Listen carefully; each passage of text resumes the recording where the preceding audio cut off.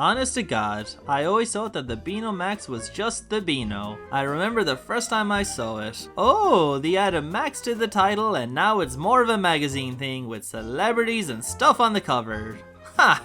That's terrible. I wasn't reading the Beano anymore, so I just went about my doodly-doo and never picked up any of these so-called Beano Max magazines. Well, it's 2025 and they say the best time to start something is 10 years ago or right now, and seeing as how the Beano Max had already shuffled off this mortal coil 10 years ago, I guess that only leaves us with right now. Beano Max was a monthly 40-page anthology comic magazine hybrid published by DC Thomson as a spin-off of the Weekly Beano. If I had to guess the thought process behind this, I would wager the idea may have been an attempt to keep its target audience an extra year or two. As you age out of the Beano, Beano Max could be a nice transition into more traditional magazines like Big Time. Remember Big Time? Wait, that didn't feel right. It's like I'm cheating on someone or something. Ah, who gives a hoot? Beano Max ran for 79 issues between February 2007 and June 2013, before being renamed the 100% official Dennis the Menace and Gnasher magazine. This, however, wouldn't be the only name switcheroony, as it was again retitled Dennis the Menace and Gnasher's Epic magazine, before finally getting changed to just Epic.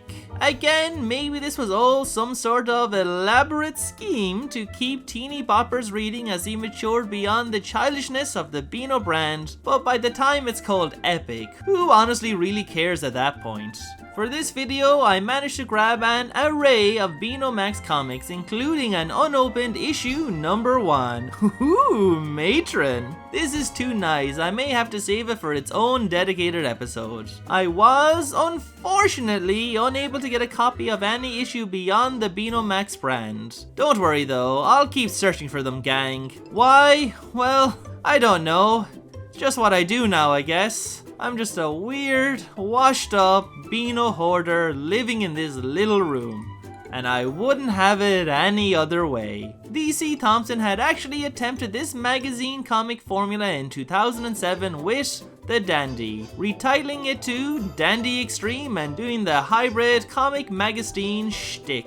Dandy Xtreme would become fortnightly, and as you can imagine, these changes were not well received. Desperately unfunny Dan, Cuddles and Dimples, and everyone's favourite, Jack, also did not necessarily grace the cover every issue. This is the 2000s, so obviously what kids wanted was celebrities and other non-dandy cartoon characters slapped on the front page like every other kids magazine. Generifying the dandy, that is what will keep that sinking boat afloat. The first Dandy Xtreme had Bart Simpson on the cover. Bart Simpson. I know the movie was coming out around this time, but who cares about Bart Simpson at this stage? I wanted Jack. The Dandy Xtreme would have a theme for each issue, usually a film or a TV show, and I don't hate the idea of a theme, but I think themes work best when used sparingly. Thankfully, the Dandy returned to being a weekly comic and dropped Xtreme from its title, and we all moved on with our lives. You may be asking yourself though, why am I talking so much about the Dandy in a Beano Max video? Because everything I described was exactly the same for the Beano Max, except completely different, but there was some similar stuff like themes, celebrities, cartoons, blah blah blah. Beano Max was the Beano version of Xtreme, but amazingly, DCT had learned from their mistakes. Making Beano Max its own separate entity from the Beano itself was a great choice. Calling it Beano Max was not. I don't know. I like the name, it's better than Dandy Xtreme, but like I mentioned earlier, I had completely confused it for being a revamped Beano. I think the marketing let it down as it wasn't always easy to differentiate the two. Dennis was still front and center on the cover like every other typical Beano. You just had some extra annoying clutter. Occasionally the magazine would go through different stages where the clutter would drown out Dennis or whatever other character was on the cover entirely, but that didn't alleviate the problem. Maybe calling it the Beano magazine or the Dennis the Menace magazine would have helped, though obviously not those names. Those names are terrible, but I'm sure they could have thought of something much better. I stand corrected. Let's have a little discushy-cushy about what was in this monthly publication. The first thing that you will see when you open up, at least in the earliest editions, was the Lowdown. Here we get a real smorgasbord of stuff. Usually we hear about how much fun they had making the magazine. Yeah, I'm sure they did, as if they would publish anything other than they had fun. Tell you what, if I ever get my anthology comic off the ground, I'm going to open up with how much of a miserable time I had putting it all together. Because that's life, it's miserable. Anyways, the important thing in the Lowdown was the preview of what we would see. We get a preview of comics and features. Then there would be other things like pictures or random stuff that is happening, like wrestling. As an adult, legally speaking, I don't much care for this, but as a child I would have probably been a bit more excited.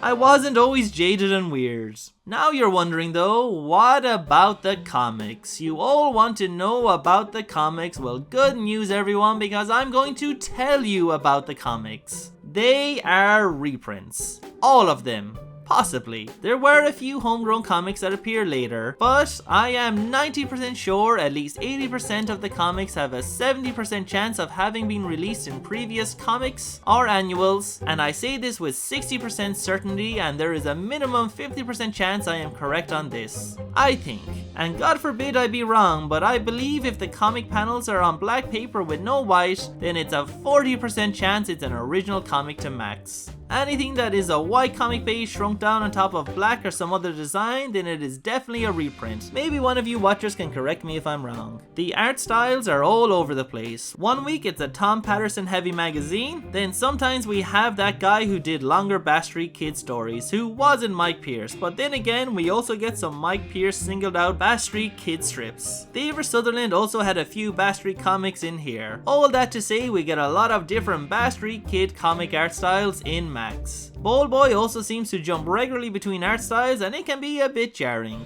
Dennis the Menace begins with his classic late 90s and early 2000s look, with other artists mimicking the style, but by issue 35 he has his 2010 animated series look, where he is no longer allowed his iconic eyes and stylistic grin. I think the Dennis the Menace stories for the most part are new, but I'm only 30% certain. One thing I know for sure, the Love Little Plum and Calamity James. Those two, at least in the issues I read, were all over this magazine like a rash. In issue 35 we even get 4 Little Plum stories. Why do we need so much plum? It's 20% too much plum. Only thing I liked, at least in the first 10% of the issues, was that there were a lot of comics chosen, whether reprints or not, that involved strange and interesting crossovers of characters. We would see Bold Boy and Rodger palling around. Cupert and Walter seem to be mates. There is one really great strip of Teacher getting a bit of a holiday and it being ruined by the squelchy things from Calamity James. Beautifully drawn by Tom Patterson. This comic in particular was a real highlight from everything I'd read.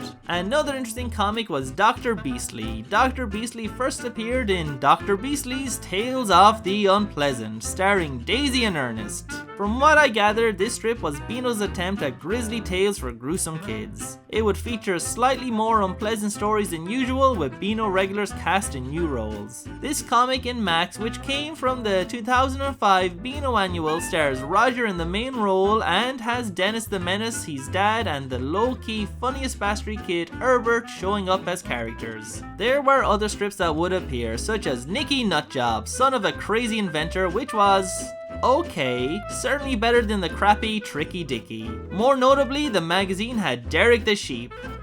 Derek the Sheep, a strip I missed because I had stopped reading before he arrived. He does appear here fairly often in the early Beano Maxes. I have a collection of some of his other comics and none of these seem to appear in the Max issues. Derek was a bit more sophisticated than your average Beano strip, and it's a shame there wasn't more characters like him. I definitely want to cover the character at some stage in the future to help him get out of the shadow all sheeps are doomed to face, thanks to Sean. Speaking of Sean the Sheep, his mates Wallace and Gromit do become a bit of a rash in Max. I don't know what it is, but seeing these plasticine characters as 2D drawings never sat right with me, and they were really pushed in Max and later the Beano. One comic I hate that seems to be all new is Max. Only the ultimate will do. This comic is the worst, so unpleasant to look at. The style is all over the place. Maybe they're trying to, get that mix of drawing and magazine. I don't know. All I know for certain is I hate it. I wonder if the idea was to try and build this Max up to be the cover star. Either way, he sucks. Ugh. Sorry for showing you him. Here is a nice Mike Pearson comic from issue 30. That should cleanse the palate a little, I hope. Another interesting comic in Beano Max was The Neds. Not Ned Kelly, nor Ned Bryant, The Neds. The comic starred Ned and Nadette together with their teenage children Asbo and Chavette. Asbo and Chavette. In the Beano, they have puns on Asbo and Chav. They are really trying to be a little edgier here. This comic feels like it would have been a perfect fit for Oink. Even the overall comic design looks like it came straight from Oink. This isn't the only Oinky inspiration. I am a % sure there are more to come. Oink itself was trying to be a little more edgy, the Viz for children if you will, so the Beano Max is now trying to do the same with a lot more edgy material, as it tries to be hip with the kids. If only if fully committed to that, maybe it would have stood out a bit more. That's enough of the comic side. Let's move back to the more magazine-esque content. The Lowdown, as we mentioned earlier, was initially a 2-page segment. By issue 10, it was demoted to 1 page, and often we didn't even get a preview of the magazine contents. The Lowdown would eventually be replaced by What's Hot and an occasional contents page. I don't know, it's not a big deal, but the Lowdown was kind of cool and had some charm. It was established and worked, so I don't see why it was replaced. What's Hot and a content page does the same thing, but the Lowdown just sounded cooler in my opinion. And if a man in his 30s talking about children's media doesn't know what is cool, then I don't know who does. The magazine was also heavily themed each month. To begin with, number 1 was a Red Nose Day themed issue. Number 2 was a spy themed magazine, 3 a summer special. We also had themes for Christmas, Halloween, there was a soccer theme, a lot of theming going around, but it doesn't last too long and gets dropped at some stage. The Max covers also went up and down in quality. Sometimes we get a great character cover of Dennis or Herbert for some reason, then other times they would try to go heavier on making it look like a magazine. Like I said, I think they had a bit of an identity crisis. Moving back to what I was meant to be talking about, let's see if the contents outside of the comics have any merit. An early feature that seemed to quickly disappear was Gnasher's News Bites. So what was the big news Gnasher wanted us to know? It was the latest products we needed to buy or win. A terrible magazine segment. Not a particularly creative way to show the merchandise off. Just an advertisement to make us buy. Well, goodbye to this horrible section. Another recurring segment that seems to have lasted a lot longer was Maximum. I haven't been able to find some of the later issues, but I assume it carried on even in them. Maximum, with the subtitle Freebie Mania, basically was another scam page to get kids to call some numbers for a chance to win.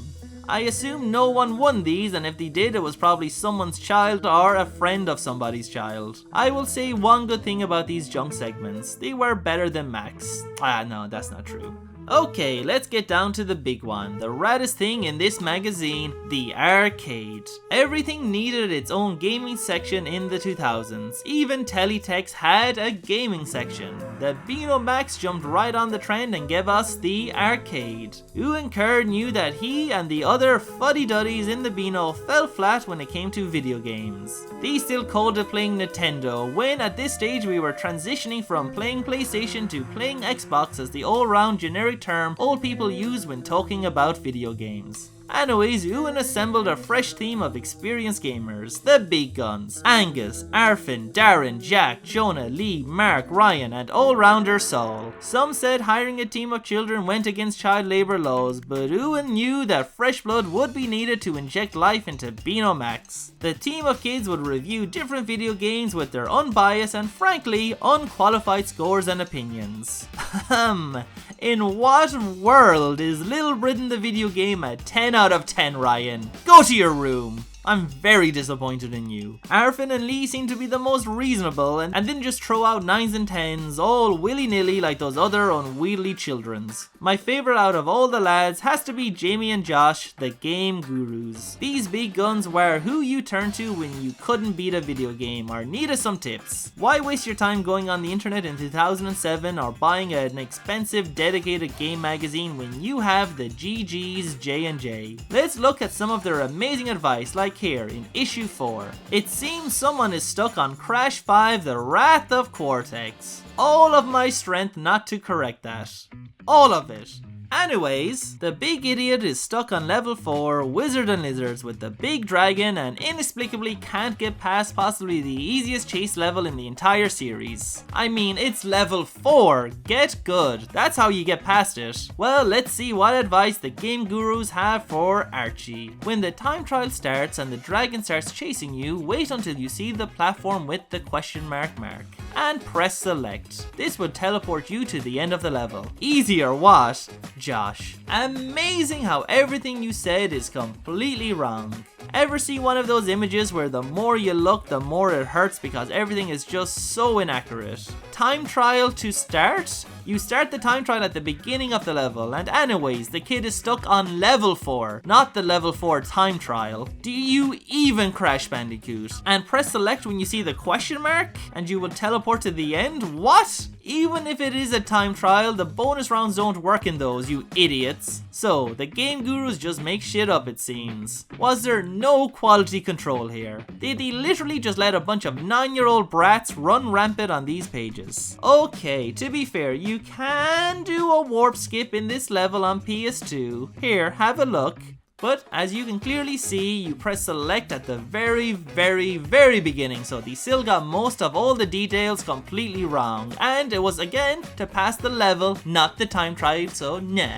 The arcade would stick around, but the kids would not, which I think was a shame. Maybe every year you could have found some new ones because the arcade by itself was just the worst. At least with the toddlers running it, you had a bit of an excuse. I don't have any issue past 35, so let me know if the kids ever came back.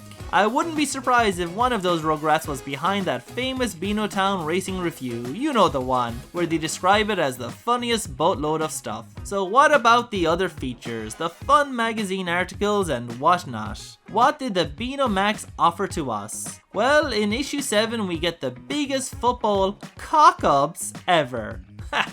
The Beano said cock. Hilarious. Watch out, Viz. Beano Max is coming for you. Other features included things like the top 10 record-breaking nutters, top 10 terrible tortures, celebrity scaredy cats, hot summer records, feel the G-force, and blah blah blah blah blah. You get the idea. Junk. A lot of junk whose facts I often question. Some features would be better than others, to be fair, and sometimes they would show you how to make things. I mean, no one would ever actually attempt to make these things, but at least an effort was made. An interesting feature was in issue 6, Boredom Busters. Here you will get top of the range activity ideas like having a staring contest with your good mate and making funny faces like sticking your tongue out and kissing him, and whoever laughs first loses. Riveting. Maybe you fancy yourself a bit of a rascal, so may I suggest the old pretend sneeze trick. It's just a prank, bro. Just a prank. So what happens if fake sneezing and staring contests into your friends' souls just don't float your boat? Well, you can always stink a joint up. Beano Max gives you two options. Option A is eat a lot of beans, and option B is instructions on how to make a stink bomb. You might think that it's a bit of an escalation, but hold up, they have even more radical ideas. Kidnap your sister's doll and create psychopath ransom letters with cutout letters, real Riddler style. That's fun. Teaching children the joy of kidnapping. If all else fails and you are still bored, here is how to make an invisible walking dog collar. If you ever complain about being bored again after this in-depth guide, I don't know what to tell you. You are clearly the problem. From issue 10 on, they introduced another Unky style segment, Fashion Victim. Here they would draw in a very Unky way some stereotype with their full fashion glory. As you can probably tell, these were drawn by the Ned artist Duncan Scott. A very talented artist with a style unique from your standard Beano and Dandy fare. He tragically died in March 2021 at the young age of 44. I really liked his work here in Beano Max, better than most of the other features you found. But I should be a little fairer. I am an old fart after all, so maybe some of the stuff just isn't for me. I'm sure the 11 and 12-year-olds at the time probably enjoyed. Maybe. We can never be certain. I do wish they had gone a little bit more Oink and Viz inspired. The Neds and the Fashion Victims were great. More stuff like that could have been a lot of fun. Also, maybe some behind the scenes stuff too. Publish some of that old Beano Club newsletter stuff. The biggest flaw, I feel, especially as it went on, was the abundance of advertising and competition crap. The first 9 issues are really fun, but you already start to see the quality slipping by issue 10. There were other things throughout its run, like pull-out posters that nobody wanted. Yeah, I'm really dying to stick this Avatar poster on my wall with its papyrus font.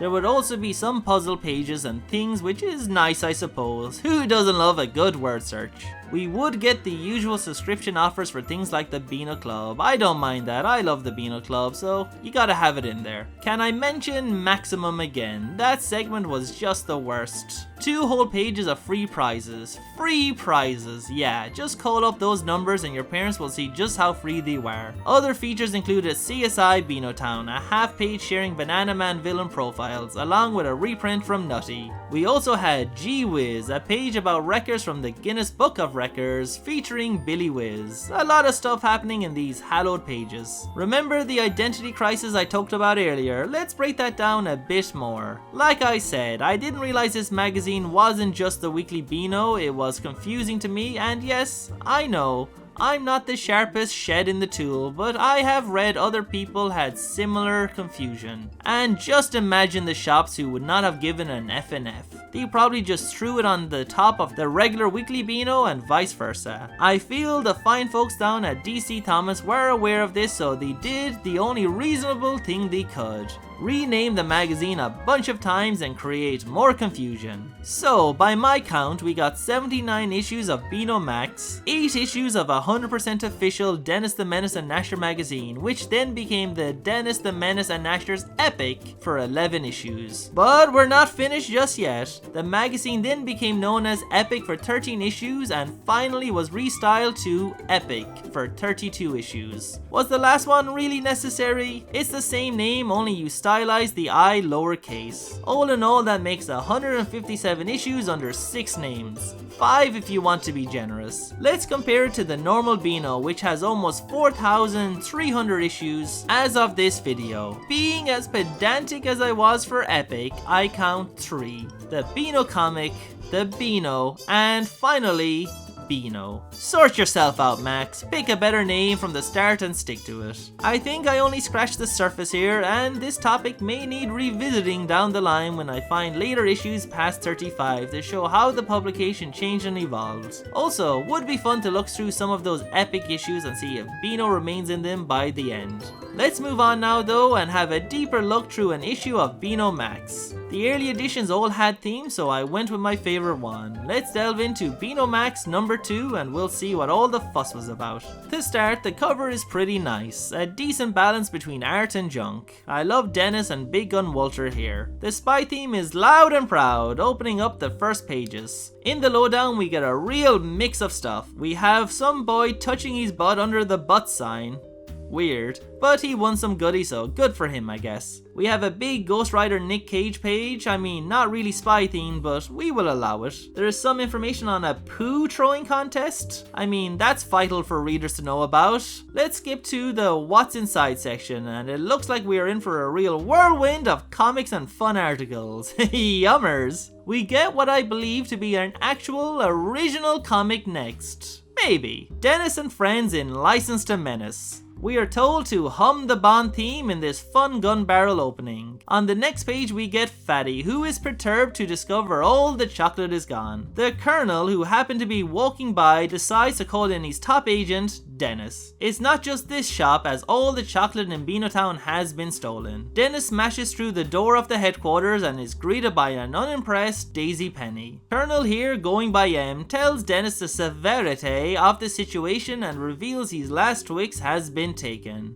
Dennis gets right to work by playing darts. for some reason, but we won't find out why until page 40. So a bit of a cliffhanger for ya. A slight spoiler though, it's very underwhelming. So don't expect. On the next page, Rodger, who allegedly is a dab hand at dodging, gives us tips on how to stay undercover during secret ops. He dodges saying anything even remotely interesting. Good job, Rodger. Below, we also get a stupid contest. It's Beano Max, so expect a lot of that. Turning over, we get the far more interesting Teacher's Guide to Interrogation. Some of his methods would be rather questionable for a teacher to do. Tying up a student, for example, and tickling their tootsies until they beg for mercy. Perhaps not the best idea, as they might lead to some serious consequences. Best to stick to his Donald O'Daniel torture technique. Teacher also tells us how to spot a barefaced lie underneath. You know, all the classic stuff liars do, like avoiding eye contact and changing subjects. Nothing revolutionary here. Luckily, the next segment is starring Big Guns Walter. And while everyone else was giving us useless facts, Big Guns was actually preparing something useful. A step-by-step guide on how to make your own spy periscope with easy to find material. Mostly. I mean, really, how common are compact mirrors? Regardless, this is some wonderful stuff from a wonderful boy. We aren't done just yet though, as on the next page we get kind of a secret message puzzle page. First of all, Dennis tries to compete with Big Gun Walter by telling us how to make invisible ink with a lemon, a cotton bud, and a piece of paper.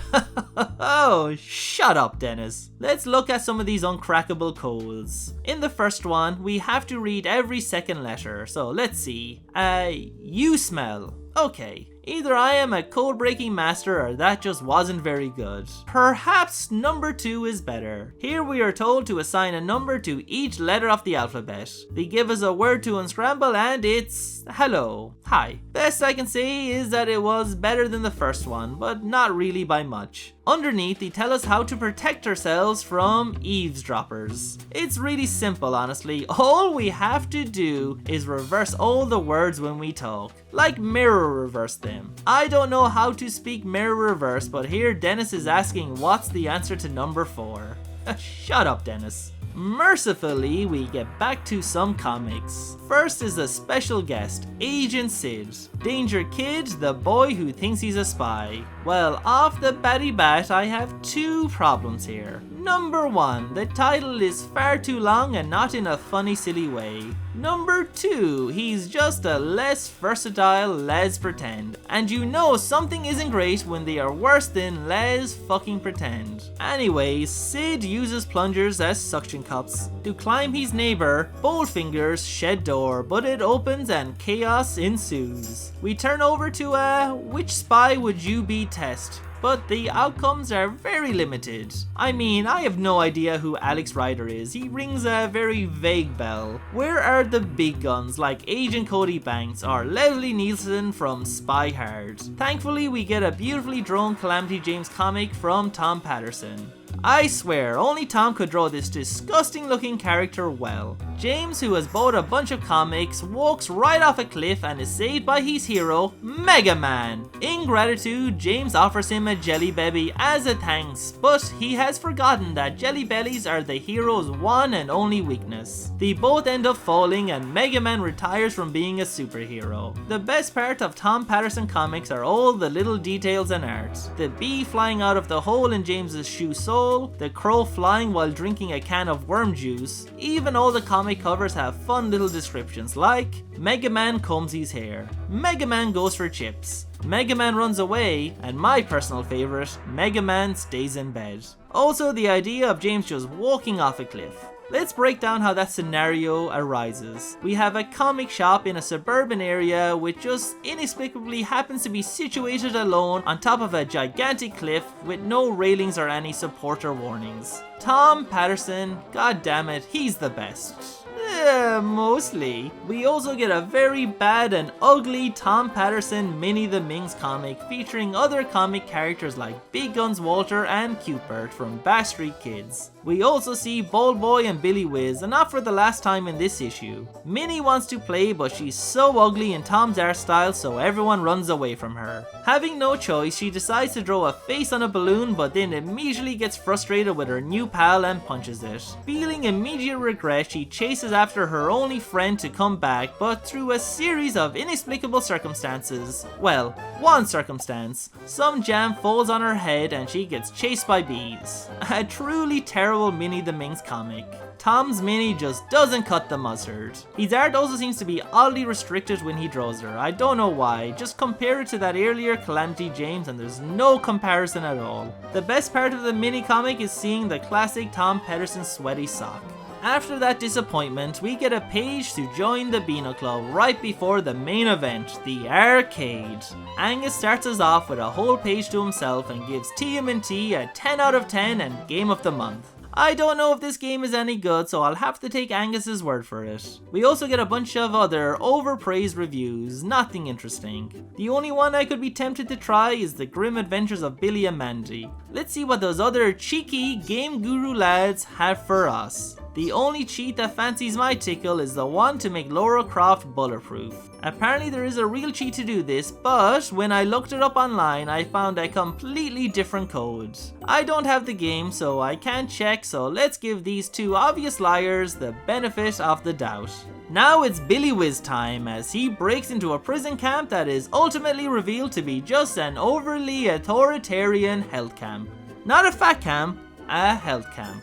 Maybe I'm being obtuse, which is very likely, but is a health camp a thing? It's a bit vague. Anyways, he snuck his mom a cake while she's away at the health camp, defeating the purpose of whatever reason it was she went there. Over the page we get an interview with freerunner Sebastian Foucan? Not sure if that's pronounced right. Sebastian appeared in Casino Royale. This is a very terribly put together 2 pages. Now, I'm not exactly Mr. Font myself, but it's really bad here and hard to read in places, so let's just move on. We get a big Bash Street Kids comic from Rodger with love. If you have a title with Rodger in the Beano, you can be sure the Checkered Boy will be in here somewhere, not knowing what does or doesn't constitute a dodge. We start with a Secret Agent Bond parody to start us out called James Pond. And no, it's not the terrible video game I and old people in Ireland and Britain have inexplicably fond memories of. I generally think we only liked it because it was a James Bond pun. So let's see if we like this James Pond just as much, and it turns out no, as Mr. Pond runs away when he learns his mission will be at Bash Street School. Wow. What a big girl's blouse. There is no choice left now but to activate the Bash Street School's sleeper agent. Before we reveal who the secret agent is, let's admire some of these background posters in a kid's magazine. We see this James Bond parody poster conveniently with its full title cut off, which highly suggests the title was Cock Up Royale. Ha, they love the cock references in Max. I also enjoy the Borat parody poster for Make Glorious Homework for Bash Street School. Anyways, we learn the secret agent is none other than the janitor, so that's something. Activated, Janitor Bond gets right to work. He finds the label Top Secret Papers and uses a jetpack to escape the kids. On his way back to HQ, he receives a distress call from another agent and goes to investigate, breaking into a building. For some reason, he decides to climb it instead of just using the jetpack we literally saw him with one panel ago. We at least get some fun fourth wall breaks before we discover the diabolical villain, Rodger the Dodger, who has the janitor's cat Winston held hostage. He threatens to mutilate the cat unless the janitor hands over the papers, which would allow Rodger to blackmail the entire world. I'm sure he thinks blackmail is the same as dodging. Imagine what he could dodge doing if he had the entire world held hostage with sensitive information. We do get a twist, however, as Winston is secretly a special agent called Pussycat Galore. Pussycat Galore and Winston then escape and leave an itchy powder bomb that violently explodes, no doubt killing Rodger, as there would have been no way to dodge that. Winston returns the papers to Q and it is revealed to be an issue of Beano Max. Thank God it was saved and didn't fall into the hands of desperate villains like the Dandy Bunch. A great comic strip with a great art style that was very fun. I think, and correct me if I am wrong, but I believe it may have been drawn by Kevin F. Sutherland, a really great artist who brought a fresh take to the Beano. Variety is good and the Beano always needed a little bit more. Great comic and worth the read, so let's hope the next page is equally good. Spoilers! It isn't. Gnasher's News Bites. Basically the Beano advertising for junk merchandise. So let's move on, hopefully to some better contentable shit content. Oh my god, it's maximum freebie mania. Just go to all these websites or ring these numbers and you will definitely win these mega prizes. So after quickly washing my eyes, I continue and we get a Bald Boy strip next, which features Rodger the Dodger again, Billy Whiz and Calamity James. Not drawn by Tom Patterson, so just a horribly ugly looking creature. One of Bald Boy's teammates is out injured, so he needs an extra player, so he asks Rodger. The Dodge Man dodges playing by having an actually funny guy. Maybe he learned soccer isn't his thing after that Mike Pearson football issue.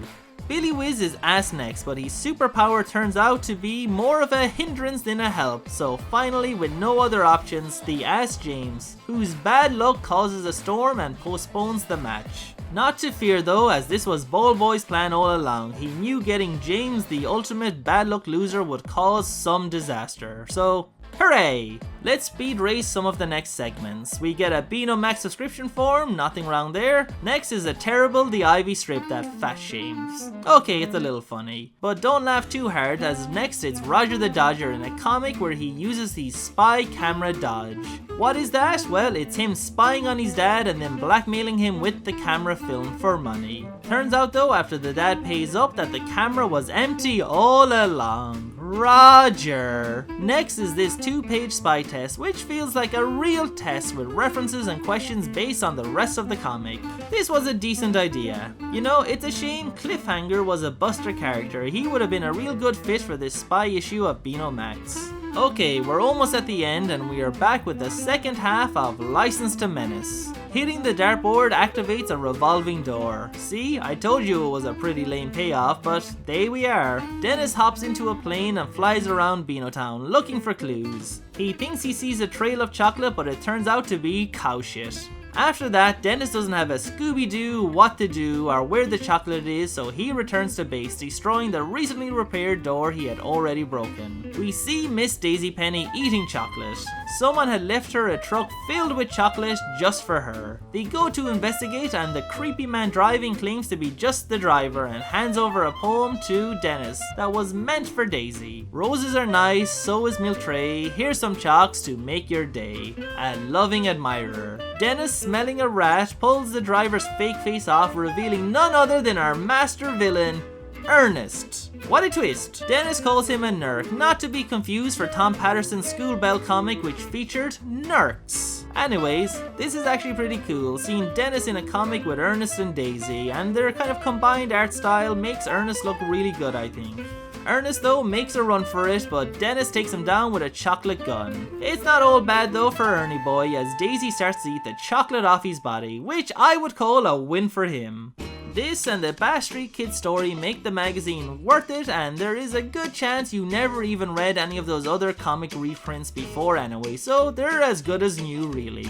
We end with one last comic reprint of the Bash Street Kids, Singled Out. The Mike Pierce art is always so good and so expressive. In the story, everyone hates the chef's cooking, except for Fatty of course, but the twist is, and there is a twist, he's not actually eating the food, the fat bastard, he is in fact selling the food to Weight Watchers to help other fatties lose weight. Ha, how delightful. Closing to the back page, we get a preview of next month's free gift as this Beano Max comes to a closey close. Well, there we are. It's the end. I finally popped my Max cherry, and what did I think overall? It was perfectly fine. If I were a kid, it would have been a fun extra once a month helping off the Beano. Maybe I would have also enjoyed all the magazine nonsense too.